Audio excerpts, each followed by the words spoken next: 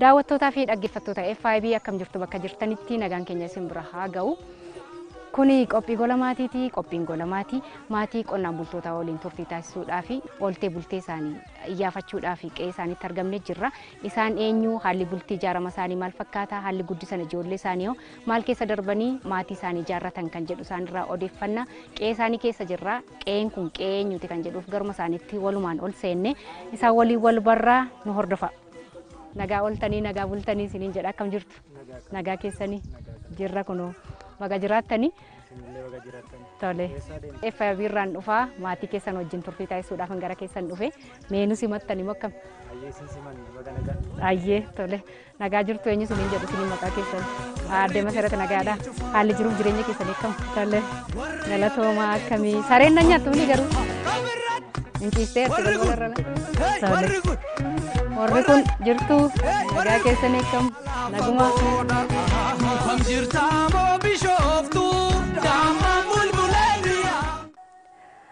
Tole daawwattoota keenya akkuma jalqaba irratti galma irratti isinitti himne mana obbo Mogas Abbabeetii kan itti argamneeti jirru. Isaan waliin wal barree jirra maatii isaanii gidduutti argamnee jirra magaalaa irraa gadi baanee qe'ee qonnaan bulaatti argamneeti kan jirru. Mee hundeeffamni maatii kanaa maal fakkaata? Akkamitti walitti dhufanii? Maatii meeqa qabanii? Haalli jiruuf jireenya isaanii maal fakkaata? Muuxannoof muudannoo isaanii maal fakkaata kan jedhu isaanumarraa odeeffachaa waliin turtii taasisna. Mana isaanii keessatti argamnee jirra nu affeeruu keessaniif obbo Mogas fa'aa maatiin keessan guddaan isin galateeffadha. Aadde Masaratiinis dabale itti fufnaatii yaada keessan gara walumaa galatti daawwattoonni keenya waa hedduu isinirraa baratu jedhanii abdadhanii gama kooni. Mee obbo Mogas isinumarraan jalqabaa haalli hundeeffama maatii kanaa maal fakkaata? Garamirraa gara kanatti dhufee jalqaba akkam ture kan jedhu tokko lamaan itti muu jalqabaati. Eenyutu eenyuun argee jalqaba eenyutu ilaallate? Aadde Masarattu isin ilaale moo? Obbo Mogas Aadde Masaratiin ilaale moo?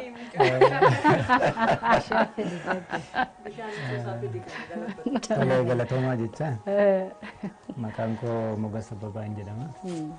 Teessoon koo ganda qonnaan bulaa Ammuyyee Seeratti aanaa Naqaaqee godina addaa jala jirra. Egaa jireenyi keenya qonna attamitti walitti dhuftanii maatii kana uumtan kan jedhu ishee osoo hin ta'in dhiiruma dursa nama laallate waan ta'eef. Waa dubartiin laaluuf eenyutu dhorku? Eenyutuun dhorku dursaanumatu laallate.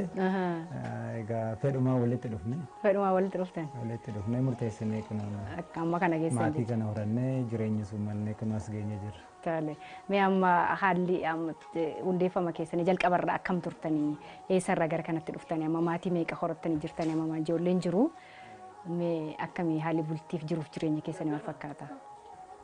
Kaayyaa jireenyi keenya namni dursa maatuma ofiitirraa uumama. Maatii isaatirraa uumamee baratee eegaa of danda'een booda immoo gara hojii jiruu dhuunfaa of danda'ee jiraatutti deema. Bu'aaceen hedduudha. Jireenyi ilma namaa lafa kanarra yoo jiraatu bu'aacee hedduutu isa qunnama. Sana keessa tareeti jireenya isaa mo'atee kan jiraachuu danda'u. Kanaaf maatii koo waliinis jiraachaan ture. Namni wasiilli keenya tokko jira gama kana sooressa ture. Isa bira turre meeshaa ammayyaatiin qonna kan hojjetu inni kombaayinarii tiraaktaara maal qaba.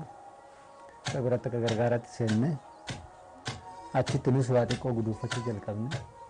Waan namaatti hojjettanii jechuudha. Innaa ammatti immoo gara jireenya dhuunfaatti garagallee waan guduunfanne. Ayyee Aadde Masarat warri akkamitti isin kennanii obbo Mogas fa'aa xalaa ergani moo jaarsa ergani moo? Fedhuma keenyaan kan walitti dhufne. Jaarsi sun jiru walumaan mari'annee nama lama nama murteetti. Maatiin gidduu keessan hin seenne? Namoonni hin seenne jira. Namni hin jiru. Milkaa'ee immoo ofiin walitti dhuftanii akkamitti adda bultii keessanii milkaa'ee bareedee dhumarra? Baay'ee bareedaadha. Maal isaanii jaallattan obbo Mogas? Tattaaffii hojii isaanii moo dhaabbii isaanii moo? Tattaaffiidha waa'ee jireenya ofiitiif baay'ee tattaafata inni hojjeta. Mana ofiittiifis nama yaadudha. Jireenya ofiittis nama qabatudha kanumaan jaalladhee bakka namaafis walitti murteecheetti seena jireenya kanatti haala gaariirra jirra. Gaariirra jira. Ijoollee meeqa qabdu? Ijoollee 5 qabna. Ayyee. Egaa turtii waggaa meeqaffaan har'aati kan gaa'ela hundeeffattan? Turree jirra. Turtanii? Turre bubbullee. Meeqa jenna? Beektuu yeroo sana? Nam beekee. Amma fuula waggaa 18 midhaanaas. 18 geesse yeroo dheeraadha. Baay'ee bareeda. Kana gidduutti waggaa 18 kana keessatti ijoollee 5 horattanii jirtanii. Mee bu'aa bahin keessa darbitanii har'arra geessan akkamitti yaadattu? Yeroo bultii ijaarrattanii milkii ilaallachuun jedhamu kana beektu obbo Mogas akkam? Sirna gadaa seeraa keessatti aadaa Oromoo keessatti milkii ilaallachuun jira. Jaarsummaa erga deddeebisuun kun jira. Sinsilumaa ooliin ofumaa murteeffanne jettaniittanii. Waan akkasiitillee guddoon nuun jenne ofuma yaa gaawwanni ijoollummaa tuni gaafuma of ilaallattu waa murteessita. Milkii ilaallannaa san keessa seenne ilaallanuma keessa keenyan jaalannaan. Fedhii jaalala. Mee maal ishee jaallattanii amma namni baay'een alarraa ilaalee yookaan nama jaallachuu danda'a yookaan keessa ofii fedhii namni qabu itti siqee haasofsiises ta'uu danda'a yookaan immoo maatii duubarra jiru sana jaallachuu danda'a gaa'ela hundeeffachuuf jechuudha. Gaa'elli qorannoo hedduu barbaada waan ta'eedhaaf callisee maar'uma namni wal argee walitti hin dhufu. Mee kan keessan kun akkam ture? Qorannaan keessan immoo isin milkaa'eera haalatti keessa deemtan sun? Egaa dursa namni maatiidha ilaala. Dursa akka aadattis akkuma biyyoomattis wanti naannoon keenyas qabu. Dursa nama gaafatti dhaqee waan kanaaf hawwee kaadhimmatu maatiidha ilaala. Duuba maatii egaa hubateen booda immoo namummaan ishee maal fakkaatadha.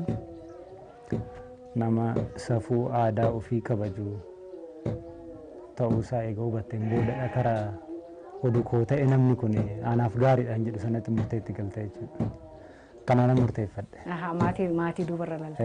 Maatii duubarra ilaallanne murteeffanne isaanis maatuma jalatti bulu kana hubanne oduu koo taate gaariidhaan jedhu sana murteesse kun warra keenya. Koo taate kan sun taate egaa booda. Taate. Maatiin kun maatii gaariidha duuba isheerra kan jiru maatii keessatti gudataa jirti kan jedhu ilaaltanii booda bara kana namni yookaan bilbilaan wal dubbisaa yookaan sooshaal miidiyaa yookaan miidiyaan hawaasummaa kun jira feesbuukii kanaan wal arguun jira. Waa baay'eetu jira bara kana. Duraan immoo xalaa barreessuun kunis ture. Nama gidduu deddeemsus ture namatti ergane. Kan keessan akkam ture? Eenyuun sinitti ergane yaadama seerratti obbo Mogas? Immoo xalaa barreessan. Moo daandii marratti qabanii dhaabanii sin dubbisa. Akkam ture? Teenyeetuma na gaafate. Teenyeetuma wal gaafanne daandiirrattis dubbachuun hin jiru safuudha sanitti. Zimmeedhaanii walitti hin dubbatanii bilbillis hin jiru akkuma atu kaastee minneetuma bakka gaafuma afaan teenyeetuma wal gaafanne akka carraa ta'e bakka murteeffannee gaa'ela kanatti seenne. Maal jedhan isin gaafatan?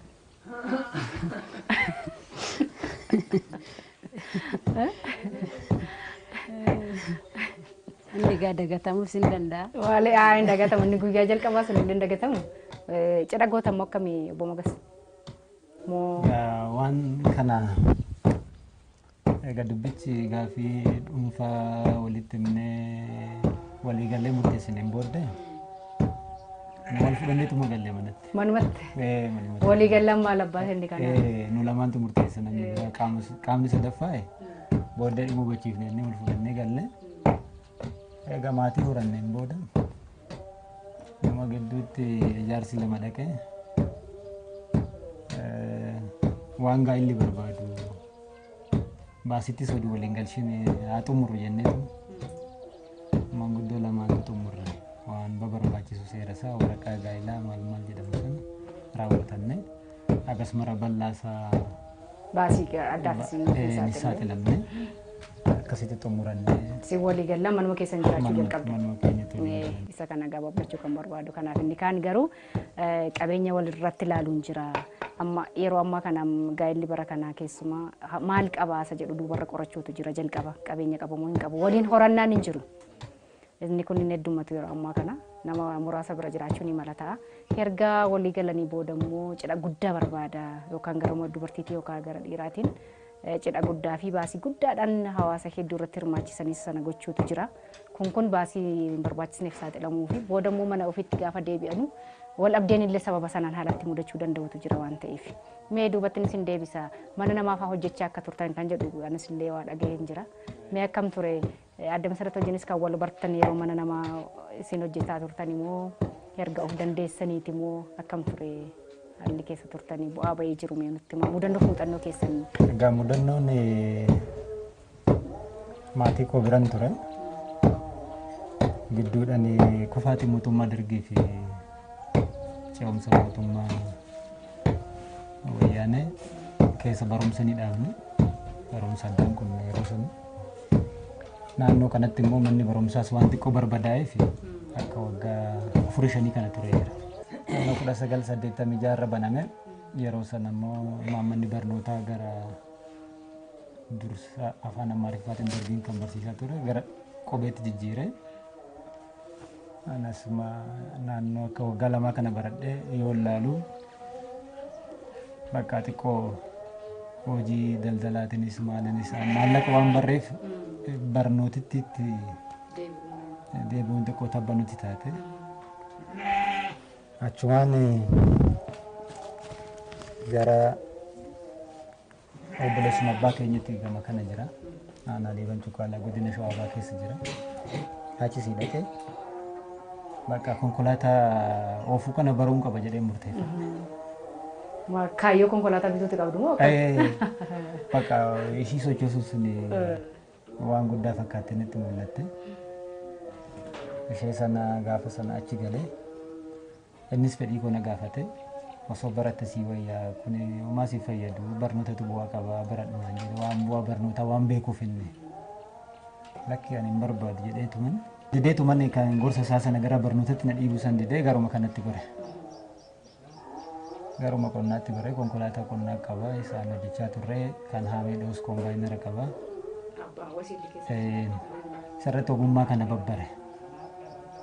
Ogummaa kana babbaree dhumarra isa biratti waan walitti qabachuu qabu waan dafa koo fi kan kooteedhee hojjetadhu.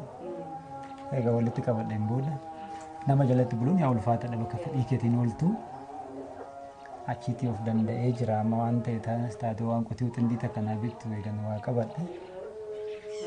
Maaliifan of danda'ee kophaa koo hin hojjetanneen jedhu sana murteeffadhe. Lafaan lafti hin jirtu waan lafatti kireeffadhu fi qotee san bitadhu egaa argadheen booda gara hojii dhuunfaa kootti haasoo maatii koo biratti deebi'ee qonna jalqabe. Qonna sanas qonnoo maatii keessanii? Maasii kennaa maatiitti irraas kaan immoo qonnaan bulaa iddootti irraa maallaqaan kireeffanne. Osoo jennu dhumatti jiraannu maatii soorachaa osuma deemnu ka amma yeroo ammaa tan ammoo mootummaa waan gaarii nuu karoorse. Qotee bulaa waa jireenya isaa of danda'e parsantii 30 qusate tiraaktara qonnaa fudhatanii itti fayyadamuu dandeechu jennaan. Inumaayyuu maal carraan hawwinan yeroo ijoollummaa hawwaa ture. Isa kanaa miti walitti na dhadhaatu barsooti namni kan jedhu sana hawwine. Wal simee kunoo namni waan hawwe inuma bira gaha irra geenye. Inni argitan gidii keessatti ilaaltan kun bifa saniin bitattan jira. Harka parsantii 30 nuti waa kaffallee harka 70 immoo mootummaan nu danda'e waggaa 5 takka ofirraa kaffallee fi nu kennee qonna qotii waan dadhabnu sana kanaan hojjetadha jedhamee nu kenname. Hawwiin ta'u milkooftee kan jalqaba duraa yeroo ijoollummaa hawwaa ture. Waayee gaariidha. Utuu mana wasiila keessan sanatti seentanii achitti muuxannoon arganne ta'eeti gara kanatti walitti dhufuu dandeessan ni jiraatattanii wanti tilmaamtan jira? Osoo achi dhaqeetoo waan sana isa jalatti baruu baadde yaadumti kootuyyuu gara kana ni turre gara biraatti ta'a. Guddinumti isas gahuu dhiisuu dandeessa. Namni waan tokko yoo hojjetee nama jalatti bu'aa faayidaa dhamdhamate bu'aa faayidaa ishii arge anis osoo bakka na ga'e bu'aa faayidaan kun kan koo ta'a kan jedhu sana akka yaaddu si taasisa waan ta'eef sarara kaaneeti achitti waan leenjineef leenjii sana Milkii gaarii sadarkaa kanarra geenye. baay'ee bareeda. Mee addee Masarat yeroo obbo Mogas mana wasiila isaaniitti hojjetaa turan yeroo of hin dandeenye sanadha moo kan wal argitanii gara maatii hundeeffachuutti dhuftan moo erga sana of danda'anii tiraaktera kana argatanii boodadha. Mee akkamii yeroo kam ture? Yeroo isaa waliin beeknu ture. Wal beektu? Waliin beeknu san. Innis achitti guddate anis asittan guddadha waliin beeknu. Erguma inni isa bira achi ture dhufee asumatti wal barre asumatti bakka malee achitti waliin beeknu. Erguma of dandeessi baanii jecha. As dhufee wal barre malee waa'ee achi sanuma anis malki isaan beeku innis nan beeku waliin beeknu asa. Otuu immoo yeroo si wal bartan san obbo Mogas of hin dandeenye ta'e. Innatti si fakkaanne anis hojii nan beekate tokko sanitti gabaa wayitan daldala. Bakka eegaa jireenya jedheetti seen of danda'ee jiraachuun qaba jedheetuma bakka hojiin mas socho'aa turre. Sochoonni bakka nuuf jijjiirame jireenyisi nuuf jijjiirame nan gabaa san dhiisee anis manatti ol deebi'ee bakka karma manaa humna alaatti fe'ammanaan danda'uudhaan alaa sannan dhiisee anuma manaata filadha ol deebi'anis inni alaa danda'ee narraa ba'ee bakka jireenyumatti gala. Waltumsitanii gamanaa fiigaa turtan jechuudha milkaa'ina keessan. Sirriidha. Mee obbo Mogas amma waliin taatanii liqii sana liqeeffachuu danda'uudhaaf iyyuu tumsi waliin taatan sun akkamitti yaadattu ishee akkamitti ibsitu haadha warraa keessaniin jabina ishee namni baay'een amma walii magalee waliin hojjechuu wal jajjabeessee gar tokkotti ce'uudhaaf tattaafachuu kanarratti iyyuu walii galtee murteessaadha waan ta'eef. Sirriidha. Namni tokko gaa'aa jireenya mo'achuudhaaf dirqama nama tokkoon jireenya mo'achuun ni ulfaata. Yeroo sana akkuma isheen ibsuu irratti xiqqoo rakkise malee gabaa keessa shunkurtii dinnichaa maal hojiin gabaa waan hojjechuu qabu ni hojjetti daldalti. Nummoo warri dhiiraa baay'ee immoo gara qonnatti xiyyeeffanna. Qonna ariinaa jidduu kana keessatti walumatti ijaarameeti jireenyi kun har'a kan sadarkaa kanarra ga'e. Amma gamoo maatii uumtee hojii qonnaa seettee daldalas gaafa jettu harka keetiin hojii kana hunda hojjechuun hin danda'amu. Sanarraa maatiinis xiqqoo ijoolleenis baay'atanii isaanis immoo maatiin guddisuun ulfaataadha. Ka daldala sana dhiifnee garuma qonnaatti gurree isheen amma giiftii manaa ta'aniiti daa'imman mana bulchaa jiru. Nummoo qonna sanii lolaa jirra. Ishiidhaan jiraachaa jirra. Maatiin inni kaanama maatiin tokko haaluma salphaadhaan wal dhabdeedhaan adda bahuun ni jiraata. Yaadaa yeroo dhabdu namni inni tokko isa tokkorraa yaada fudhatee wal amansiisuutti deemuurraa haala wal dhabdee ciccimsanii gara adda bahuutti haalatu deemamu jira. Wal hubachiisuu irratti ani har'a kanan hojjedha ati immoo kana boru hojjedhu jedhan wal jajjabeessaa deemuun kun maatii keessan keessatti maal fakkaata? Egaa inni wal dhabbiin dirqama namni mana tokko keessa jiraatu wal guggufachiisuun hin dhabamtu eenyu biraa jirti tuni. Egaa hamma tokko wanta akkasiisu yoo uumamu badii ofii ilaalee tokko biraa qabbanaa'uun tasgabbaa'uun dirqama. Gaariin dabarteen booda immoo badiin koo sirruma ta'ee dhiifame naaf haa taasifamu badii kanatti hin deebi'u jechuudhaan wal gorsaati kaarra geenye wal dhabbiin hin dhabamtu yoo inni jirti. Ishee sana egaa xiqqoo waa maatii bulchuu irratti itti gaafatamummaan fudhachuun hin jirti. Ishee irratti walumaa amansiisa ta'e gaharra geenye obsaan aannan goromsaa dhugaa akkuma jedhamu sana obsumaan gaharra geenye badiin agas mara ulfaataa galee hin jiru. Bulchaa gandaas taatanii turtanii jedhama. Akkam ture?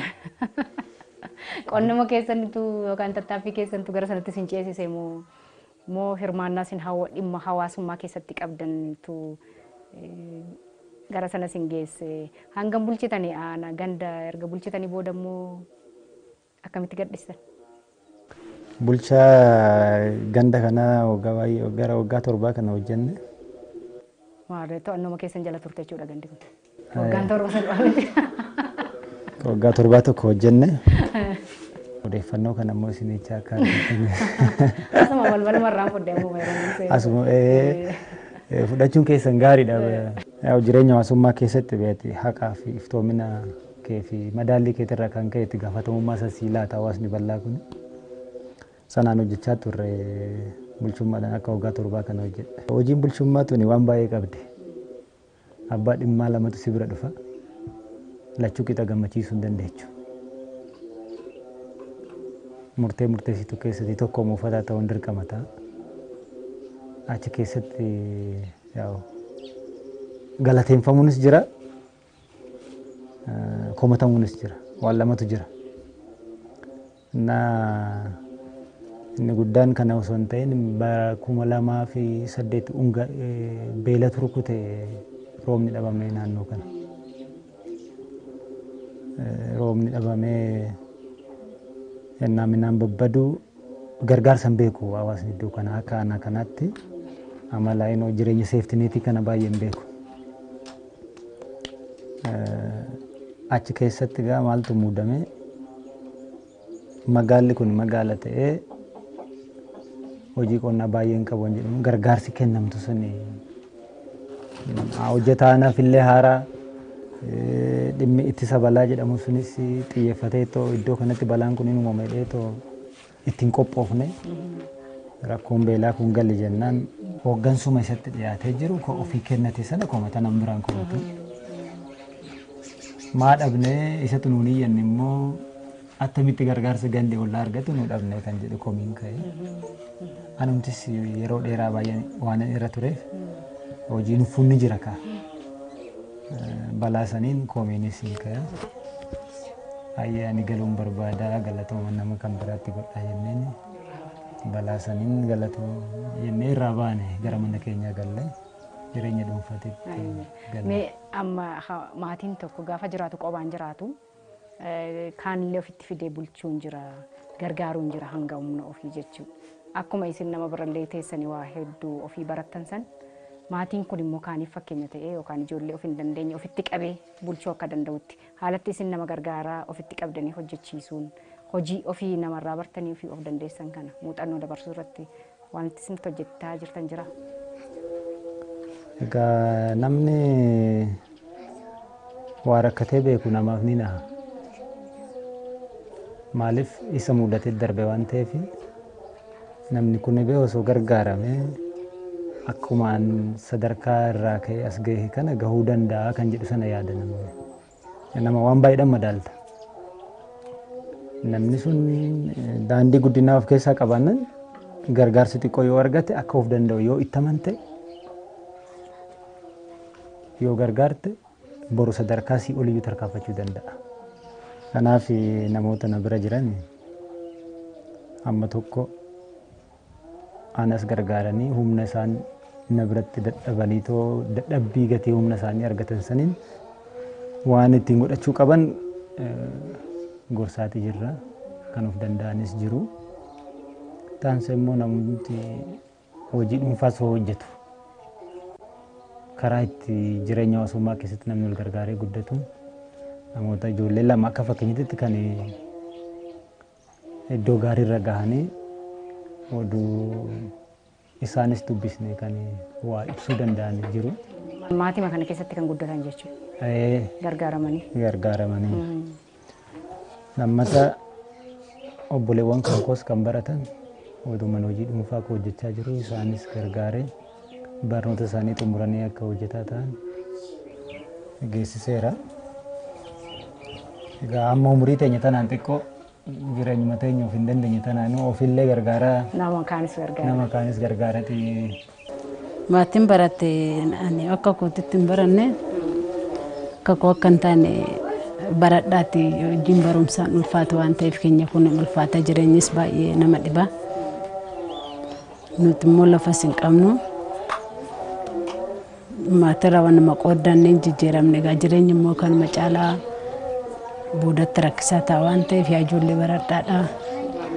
Ana laaltanii akka kiyya kanaa taatu Ijoolleen keessan Zimmettanii mana keessa ol deebitanii hin taa'inaadha. ijoolleen keessan sin dhagaa jiru jechuudha. Baradhaadha. Akka barsiisaa jirtu ijoollee keessan meeqa meeqa ga'anii amma ijoollee daa'ima xiqqoos qabdanii warri reefu immoo lafa ol dhufaa jiranis jiranii. Jijjiiroo warroonni kana lama warra dhiiraa kana kan baratu. Tunni lamaan barumsaaf hin geenye takka reefa waggaa 5 fixxee jaalseenti takkas reefa 4 jara lamaan kan barachaa jira. Ofii barachuudhaa baatanis warri isinirraa dhalatan immoo baratanii akka milkaa'uu danda'aniif tattaaffiin humni keessan guyyaa guyyaadhaan baastan kun ijoollee keessanii fi kabiraaf miti. Kun jajjabeeffamuu waan qabuudha inni kaanillee barachuu qaba. Keessumaa ijoolleen shamarranii immoo yoo baratanii ta'anii dhiirris barachuu hin qabu miti. Hunduu yoo barate bu'aa bahii jiru kana keessa haala salphaan hulluuquun danda'ama milkaa'ina hojiillee achumaan baruu waan ta'eef.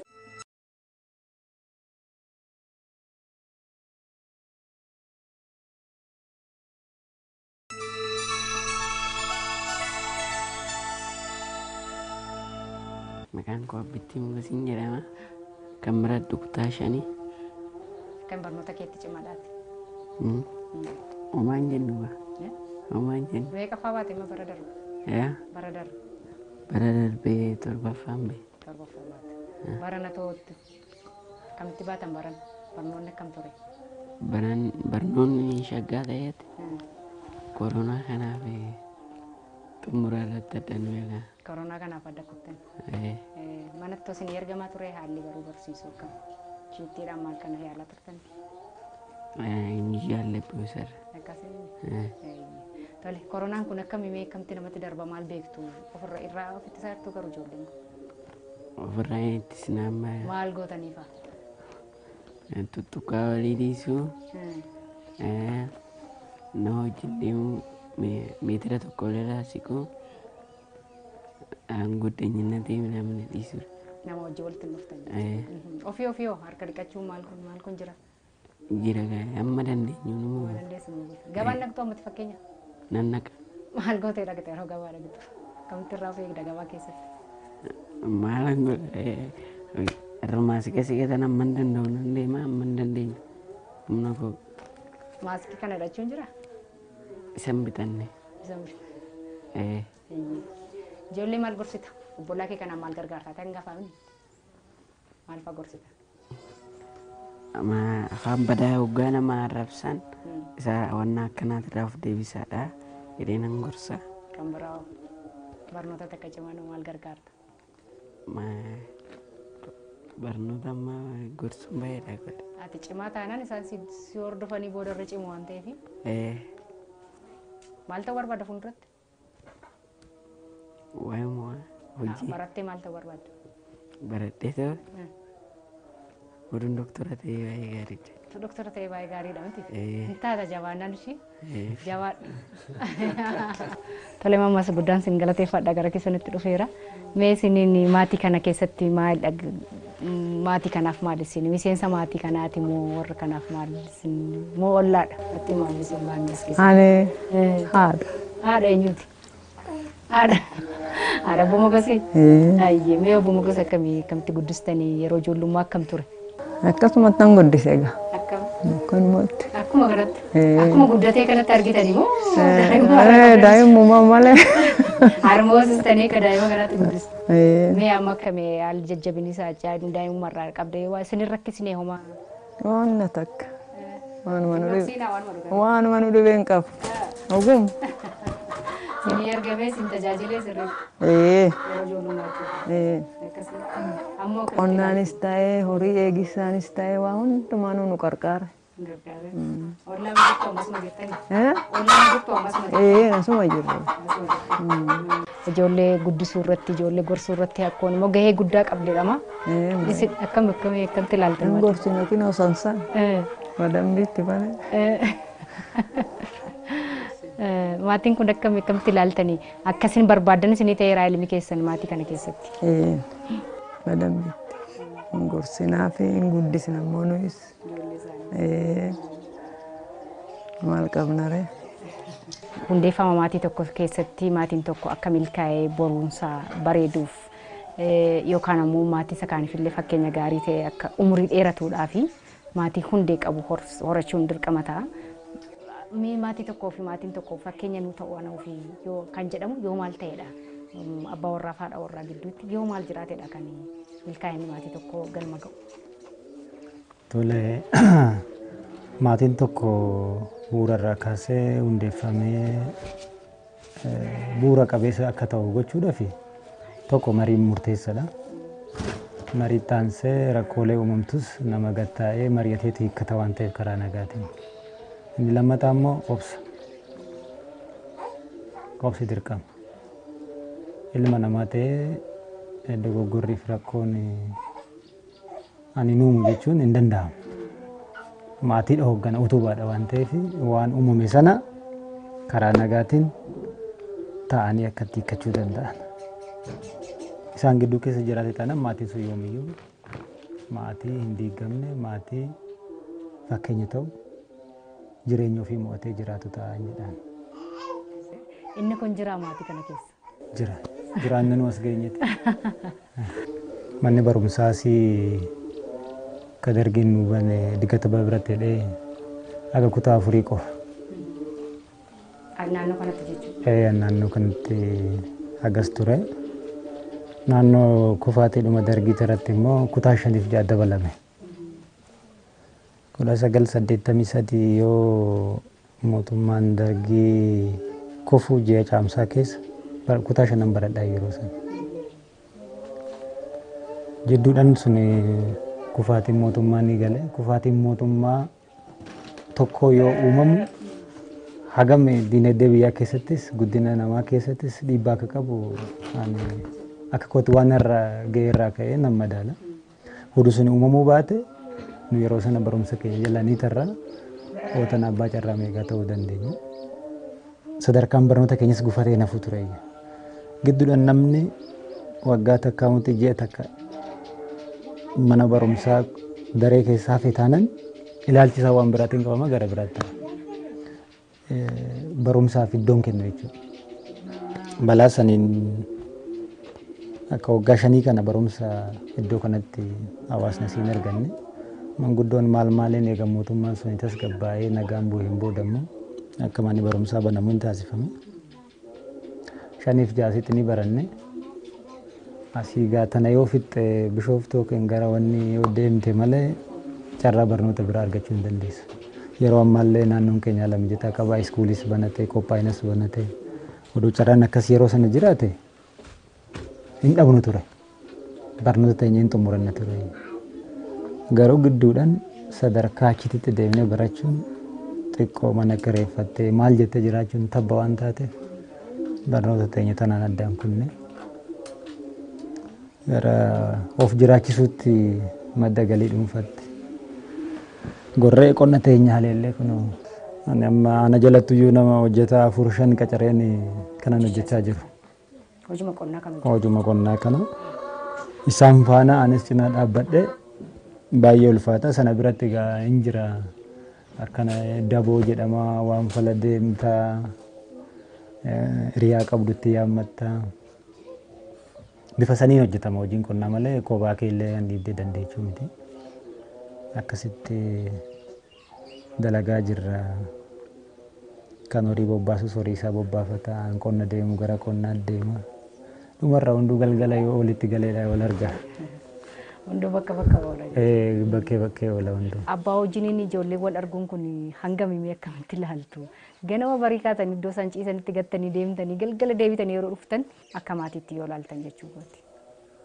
Amma maaltu ta'e qotee bulaan amma yeroo inni boqonnaan qabu maatii wajjin wal argee firii ta'ee wal faana taphachuu ka danda'u oomisha alaa sassaabbatee oogditti galfatee tumatee dhahatee gaafa ol galfatee iddoo ol kaawwatu sana gahatee qofa bichaadha. Waqtii sana jechuudha. Naannoo ji'a gurraan dhala akkas amajjiin booddee jechuudha. Amajjiin xinqanni ni jirti. Hoosaan hunduu qeedhan gahata.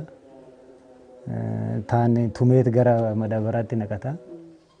Saniin booda naannoo aga ji'a bitootessaa baatii takka lama akkana boqonnaa ni qaba. Firiidamii maatii wajjin kan argatu yeroo sana. Saniin alatti yeroo hunduu qabamadha. Isheedhaa oduu iddoon kun naannoo hojimaata jallisii kana qonna waggaatti 2-3 oomishee fayyadamuu sana reef jalqabaa baraa jira. Lagni asii yaa'u jira. San jallisee kuduraalee garaagaraa hojjechaa jiru. Horii sana hojjetu fa'aa homaa boqonnaa hin qaban. Maaliif waggaatti haal lama haal sadi oomishuu sana gaafa namni dhamdhamate galii waan ta'eef guddinas waan taateef bakka halkanii guyyaanis akka baluu sanitti hojjedhee bakka isaa sana gahuu hin qaban. Maddi galii immoo kuduraalee irraa argamu ol ka'aadha. Qonna gannaa oomisha argatturraa kan saniitti caala. Kanaaf oduu wanti akkasii sun qotee bulaa iddoo kanaa bishaan argatee haala mijataa qonna jallisii qabaate jiini lamaan sun hin argamu. Jirtu ishee maatii wal argan sun. Wal argan sun ulfaataadha. Naaf galgaluma galgala yoo wal agarte. Galgala ammoo akka amma ijoollee raftee fas hin eegdeen beektu. Irra fuura faniis yeroo nu eegan jiru.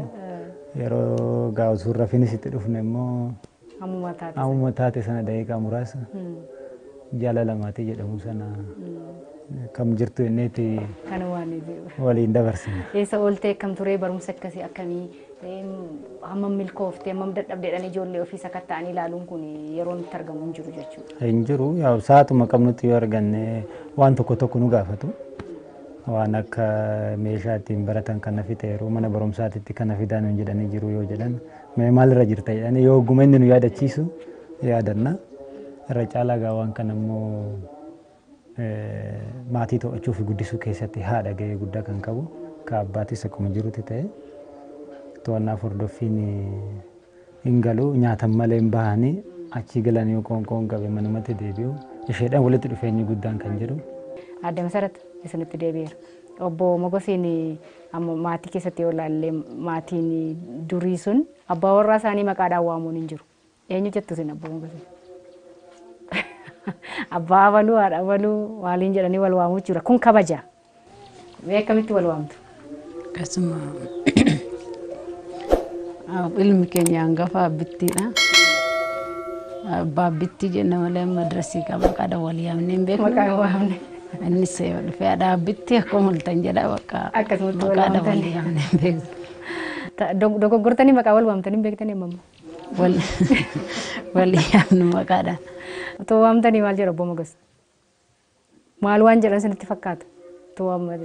Tasuma Mogos jettanii maal jedhu? Jenne qaba beeksisa qabannee guddanne waan ta'eef safuudha. Safuudha. Safuudha waan ta'eef aadaa Oromoo safuudha waan ta'eef yaamanis ammatti ilaalcha hin qabu. Garuu waamtanii hin beektan? Waamin beeku takka. Amma. Jalqaba yeroo wal tuftan maal waliin jechaa turtan? Gaafa jalqabaa maquma wal waamtu turtan moo waliin waamne rasu? Wal safeeffannaa akka ammaa kana eenyu walitti taasisa. Yaada jireenyuma walitti dhufne malee hunduu karma hojii bobbaa hin jiru waan akkasii ta'anii maqaadha wal yaamuun hin jiru. Firuma. Ta'aniituma waan maasaa isaaniitu ba'a. Waa'ee jiruuf jireenya keessanii maatii bulchuu keessatti akka rakkoon fuulduratti isinitti hin dhufne rakkoo dhufummoo akkamitti keessa baachuu akka qabdan immoo teessanii sa'aatiin argattanitti galgalas taatu ganamas taatu yookaan immoo guyyaa dilbataas taatu teessanii alatti mari'attan yeroo qabdu jira waan akka kanaa maatii keessa. Galgaluma ogguma galle mari'an. Ribburumatti mariin kan dhumu malee hunduu hin kaataanis innis hin kaana bakka akkuma keechummaatti tolisa dhufna galgala san gisee maatiin hin jirre san anis gabaasan wal dhufu innis hojjaarra wal dhufu hunduu bakka galgaluma wal agarra. Wal agarra galgaluma san bakka teenya kanaas. Ergasii maatiin horamee ergasii ergasii maatiin horamee gaa maatuma wajjin haasofna innis malee.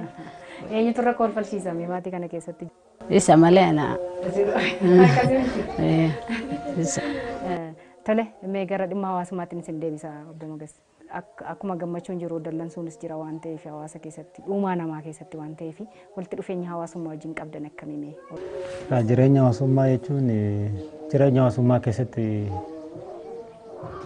akka hammatamtu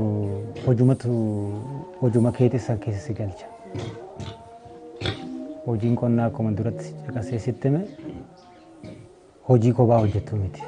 Hojii hawaasummaatiin hojjettu tokko inni akka jireenya hawaasummaa keessa jiraatu si taasisa.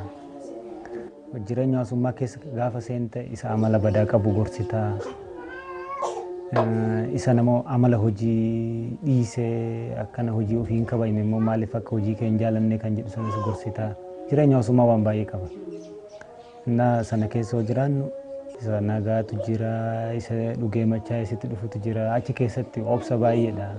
Afoosha keessattis amma afooshin tokko gara kana jira, afooshni guddaan tokko maallaqa qabaanna godhatanii akka waggaa 3-4 kana tajaajilaa turre.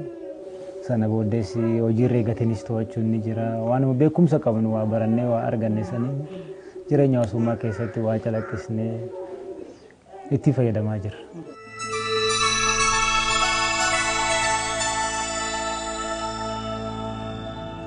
Maatii bulchuun itti gaafatamummaa guddaadha. Ulfaataadhas. Namni maatii ofii danda'ee mo'atee jireenya lafa kanaa mo'atee jireenya isaa mana isaa mo'ee bulchuu jechuun ulfaataadha. Nama xiiqeffatee hojii isaa kabajee hojjetutu maatii ofii bu'uureessee waan fedha isaanii guutee bulshee boru sadarkaa gaariitti gahee biyyallee karaa itti walirraa dhaaluu danda'an maatuma kanatu dhaala nuti isaaniif dabarsanii deemna waan ta'eef baay'ee ulfaata.